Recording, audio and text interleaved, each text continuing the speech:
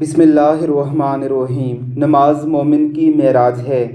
حضرت علی کرم اللہ وجہ الکریم فرماتے ہیں، جب میں اللہ رب العزت سے بات کرنا چاہتا ہوں تو میں نماز پڑھتا ہوں، اور جب چاہتا ہوں کہ اللہ رب العزت مجھ سے بات کریں تو میں قرآن کریم کی تلاوت کرتا ہوں۔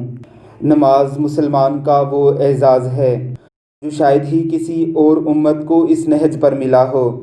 دن میں 5 بار اپنے رب کے حضور کھڑے ہو کر اس سے مناجات کرنا، اللہ رب العزت سے بات کرنا، اتنی بڑی معراج ہے کہ دوسری کسی امت کو یہ نصیب نہ ہو سکی۔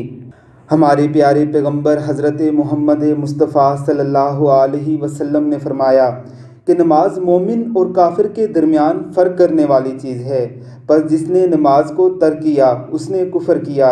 ایک دوسری حدیث میں رسول اللہ صلی اللہ علیہ وسلم نے فرمایا کہ میرا دل کرتا ہے کہ لکڑیاں جمع کر کے ان لوگوں کے گھروں کو آگ لگا دوں جو اذان تو سنتے ہیں پر نماز کو نہیں آتے، نماز نہیں پڑھتے۔